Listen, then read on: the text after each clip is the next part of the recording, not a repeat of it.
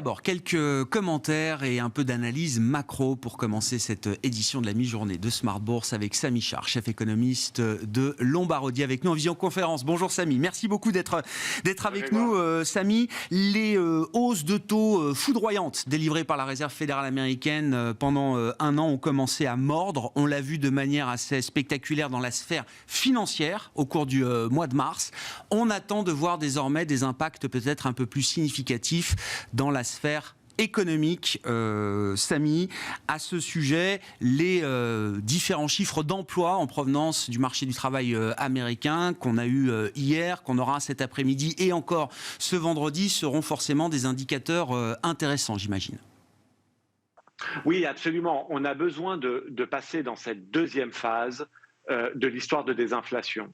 La première phase, ça a été le fait qu'on se soit remis du choc des chaînes de valeur et du choc énergétique. Progressivement, cette désinflation qui vient de l'énergie et du secteur des biens a joué à plein. Et maintenant, ce dont on a besoin de voir, c'est phase 2, c'est-à-dire la désinflation qui viendrait du secteur des services. Et pour ça, évidemment, on a besoin d'avoir une économie qui est maintenue sous pression, un marché de l'emploi qui se détend et évidemment une croissance salariale qui soit plus consistante avec un niveau d'inflation entre les 2 et 3%. Et on y va tout droit, seulement il y a besoin d'un tout petit peu de temps pour que effectivement les hausses de taux que vous avez mentionnées l'année dernière aient leur plein impact sur l'économie. On voit ça déjà au niveau du crédit bancaire, de la manière dont les banques peuvent impacter évidemment le cycle. Mais enfin, très clairement, on est dans ce processus. Il faut juste accepter que ce processus prenne du temps parce qu'on part d'un niveau très élevé en termes de robustesse du marché de l'emploi et en termes de l'inflation des services. D'activité entre l'industrie, le secteur manufacturier et le secteur des services. Samy, je ne sais pas si vous m'entendez, cet écart entre l'activité manufacturière et l'activité des services, elle peut générer justement encore un peu d'inertie dans la bonne tenue du marché du travail aux États-Unis, par exemple ? Oui, évidemment que la réalité, c'est que l'économie américaine et d'ailleurs l'économie européenne aussi sont deux économies qui sont beaucoup plus résilientes que ce qu'on aurait pu croire au choc de taux qu'on a vécu l'année dernière. On peut aussi le voir comme une bonne nouvelle. Ça montre que quand même qu'il y a une certaine robustesse en termes de fondamentaux et qu'on est capable de se remettre d'un choc énergétique, de Covid et finalement même d'un stress financier. Mais enfin quand même, petit à petit, on sent que certains secteurs clés de l'économie, en tout cas les secteurs qui sont sensibles à la hausse des taux d'intérêt, très clairement souffrent, montrent une certaine faiblesse et que donc petit à petit quand même la stratégie est la bonne.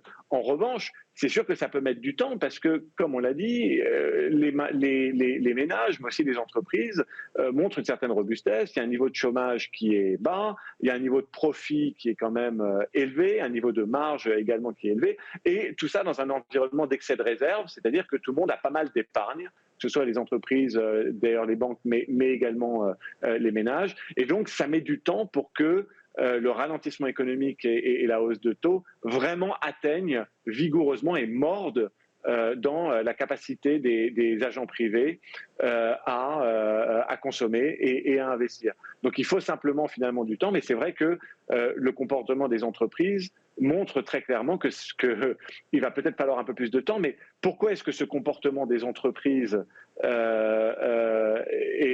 tel quel ? C'est parce que quelque part les ménages peuvent le supporter, parce qu'ils ont de l'emploi, des salaires et de l'épargne. Et donc c'est pour ça qu'il faut accepter finalement qu'un certain temps soit mis en place avant qu'encore une fois cette désinflation des services arrive.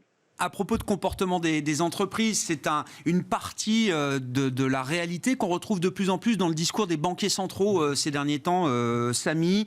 L'idée que la volonté de reconstituer les marges, voire de détendre les marges à des niveaux historiquement élevés dans la stratégie des entreprises, la stratégie prix des entreprises, est un facteur évidemment d'inflation, mais plus encore un facteur peut-être de persistance de l'inflation à un niveau trop élevé. C'était le sens d'un discours ces derniers jours de Fabio Panetta, par exemple, membre du directoire de la Banque centrale européenne, qui pointe du doigt la stratégie prix de certaines industries, de certains secteurs, de certains producteurs, en les mettant en garde d'une certaine manière, comme ces banquiers centraux pouvaient mettre en garde contre le risque d'inflation par les salaires il y a quelques mois encore. Ils mettent en garde aujourd'hui les entreprises qui auraient des stratégies prix peut-être trop jusqu'au boutiste, pour dire les choses.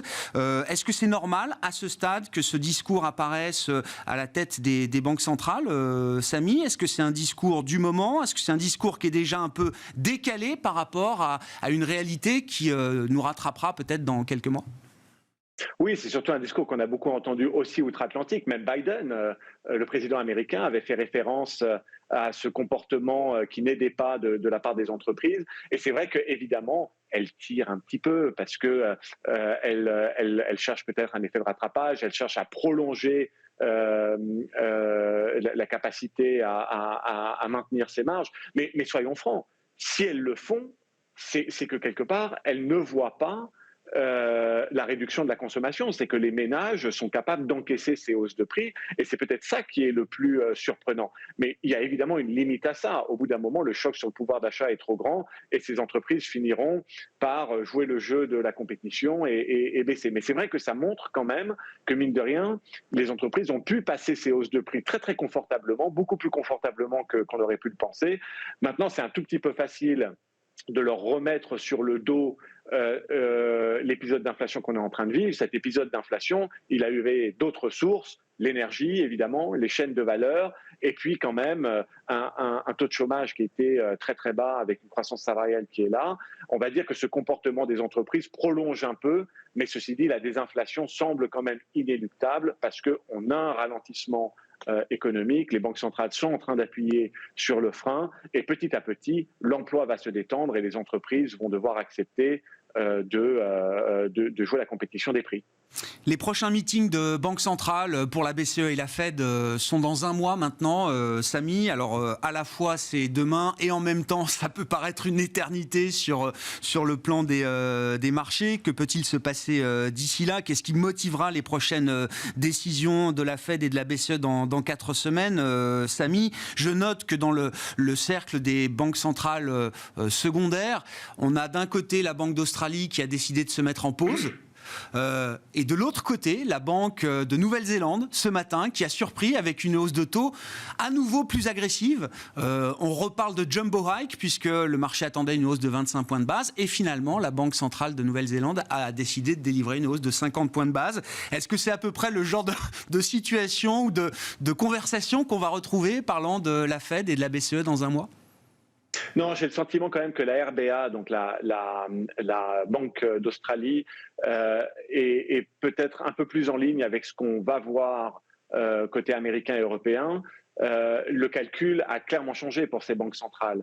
Déjà, on sent bien que le fait de pousser les taux terminaux à 4 et au-dessus en Europe et à 6 et au-delà aux États-Unis, on atteint la limite et on va très certainement être en dessous. Donc la stratégie a changé d'une stratégie de hausse continue des taux d'intérêt jusqu'à ce que l'inflation montre des signes de faiblesse plus importants. On bascule vers une stratégie de OK, on monte les taux à un taux terminal un peu plus bas, donc peut-être 3,5 en Europe et on va dire 5,5 aux États-Unis, mais on y reste pendant longtemps, qui était un petit peu la stratégie évoquée en fin d'année dernière, jusqu'à ce que les chiffres économiques surprennent à la hausse en janvier. Donc on revient à cette stratégie probablement de taux terminaux un peu plus bas, mais par contre pendant un peu plus longtemps, et je pense que la Banque d'Australie est très claire sur ce fait. On approche des taux terminaux et maintenant il va s'agir de maintenir cette pression jusqu'à ce que l'inflation des services baisse. Mais il y a deux choses qui permettent à la BCE et à la Fed de faire ça. C'est que déjà le stress financier est une indication, mais en plus la tendance d'inflation est plutôt favorable. On a vu les chiffres d'inflation européens, mais également les chiffres de l'emploi américain qui semblent indiquer que la stratégie d'un taux terminal un peu plus bas que ce que le marché anticipait il y a 3-4 semaines et maintenir ces taux à ce niveau-là semble être la bonne, en adéquation avec, encore une fois, la réalité des chiffres qui se sont quand même bien calmés par rapport à ce qu'on avait début janvier.